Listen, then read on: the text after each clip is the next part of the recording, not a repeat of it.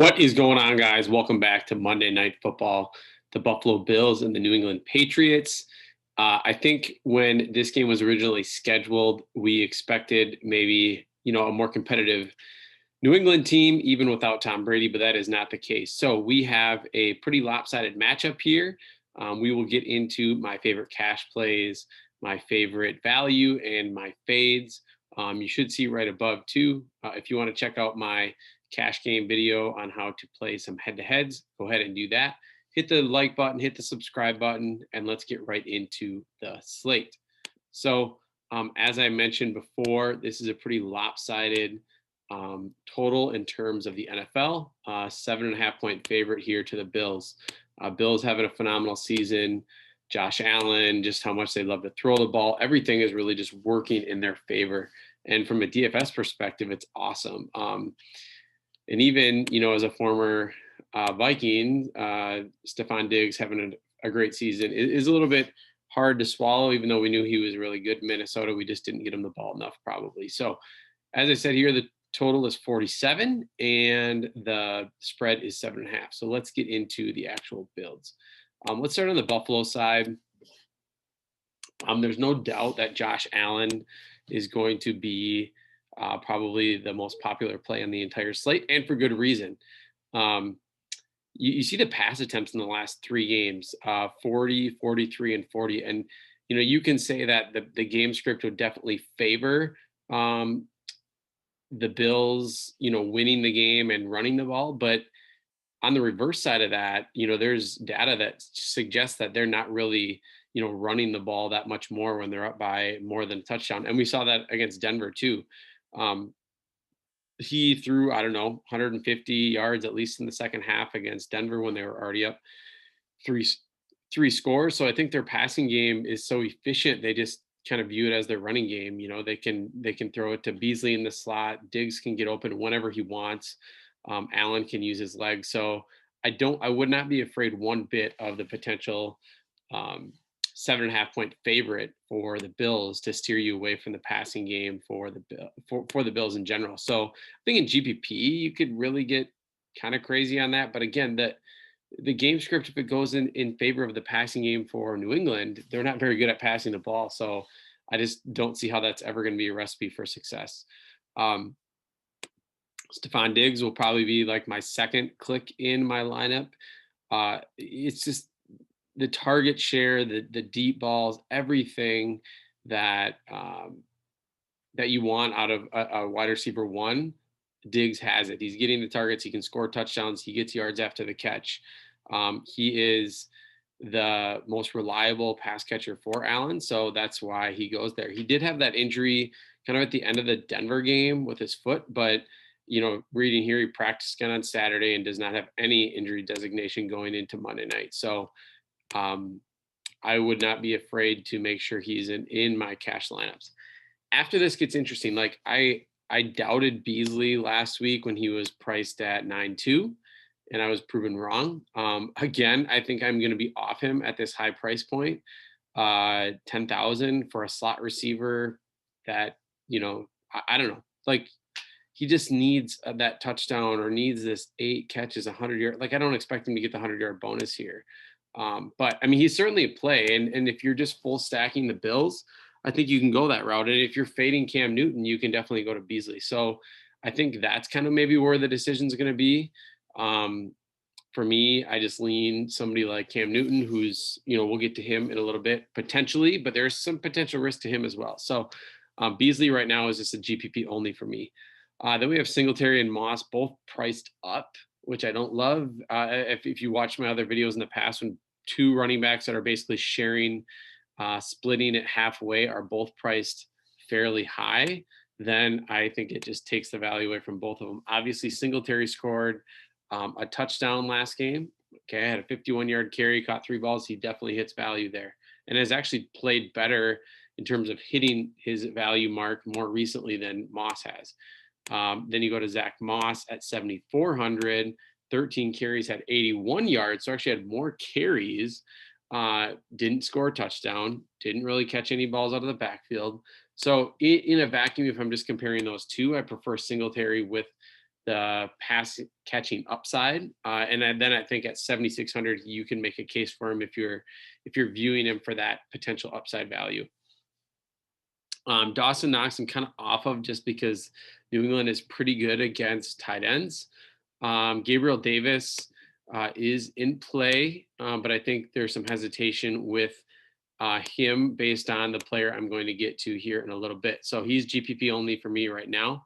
Tyler Bass is probably a lock for me in cash. 3,800 is underpriced for him, as we know most kickers are. And then you take one of the best offenses in the league and put them on the field. They aren't going to be punting very often, which will equal either touchdowns and or field goals. John Brown at 2,800. My inkling right now, and I'm recording this midday Monday, is that he will be active. They need to activate him in the next 2.5 hours to make sure he can play tonight. But they did release Kumaro in order, I think, to create that roster spot for someone like John Brown, who then I think would automatically become back into that wide receiver 2, wide receiver 3. He would be the other wide receiver that's outside. And I think that again takes a little bit away from Beasley for one, and definitely takes away from Davis, who I think would move to wide receiver 4. And then also with that, John Brown would be the best value on the entire slate. So I think if he's active, you are locking him in, you're locking Bass in. I really like Allen and Diggs, and right there is the start to my lineup. After that, Isaiah McKenzie is probably an afterthought now with the fact of Brown potentially being back. And so is kind of the rest of the build down here for the Bills. So let's get onto the New England side. 9,000. I think I had a conversation with one of the other high stakes players that we talk a lot of lineups, and you go 8,000 for some of these backup quarterbacks are starting, like Finley and RG3, and just the upside and the ball being in the hands of those players the entire game. That price tag is just too cheap for a starting quarterback. So now there is some rumors, there was some rumblings that the backup Jarrett Stidham would potentially play some in the final 2 weeks. That doesn't mean, I don't think it means if Cam starts the game, they're going to rotate him in. I think if Cam starts the game and they're down 20, 30 points in the fourth quarter or the third quarter, they might bench Cam. But, at this point in the season, they're not playing for any playoffs, so it's, if they think Cam's going to be the guy they're going to use next year, I think they still want to get him in a good rhythm going forward. So Cam at 9,000 would be my pivot down from Beasley. And I think you can easily get him in with the other value on the slate. We will have to pay close attention to the Damian Harris news. He is listed as a game time decision. And I think there is actually a chance that he does miss because he's had some limited practice sessions. And if he does miss, then I think it just elevates the value for Sony Michel. James White's role will stay basically the same. And I think James White at 6,200 with the potential of being down, losing, we know that those game scripts really favor him. But as we've seen in some other weeks where that would seem to be the case, sometimes it's just they're not good enough on offense to even, make that. It's not like Tom Brady checking down to him where they're moving the ball consistently. It's where they're already in third and long and you can't then just check down to him. So, Sony Michel is viable. He had 10 carries, 74 yards last game. He would definitely have the most touchdown equity out of their backfield. The only thing that takes away from that touchdown equity is Cam Newton, who's had like 20 plus carries inside the 5-yard line this year. So I think they definitely know that Cam is their best shot at scoring a touchdown. I do really like Jacoby Myers here at 7,200. Game script would favor them. I think the targets are going to be coming back. I think like this is just some like variance catching him, but I think over the long term, he is their number one guy right now. And I think I do like him at 7,200. Going down here a little bit further, we have Bird at 4,000, who I think is a little bit higher upside play than a kicker, but him and Nick Folk are both viable.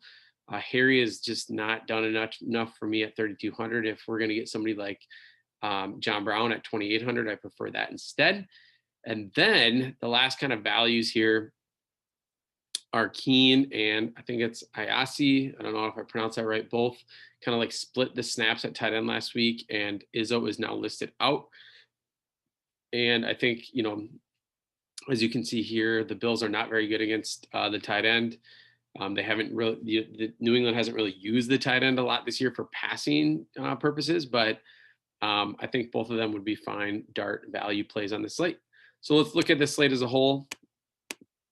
I think you certainly start with somebody. Let's just start with Diggs and Allen. If you move down to somebody like if Brown is in and you lock in someone like Bass, you can easily get back up to Cam and then finish out with maybe like Bird or Folk. If you go somebody cheaper at captain, like not like Diggs, you might have to. I think it's pretty risky to go to Cam at captain, but say you wanted to get really cheeky and go somebody like Brown at captain because you think he's just that underpriced, which I think in cash is still a little bit risky. Then you can actually fit in like everybody you want. And even if you take out Beasley, you could fit in somebody like Jacoby Myers here and then still finish with, you can't quite get to James White, but yeah, so there's a lot of viable options in there. So again, hopefully you enjoy the content here at Fantasy Sports Insight.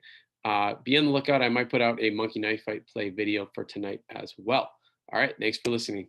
See you later.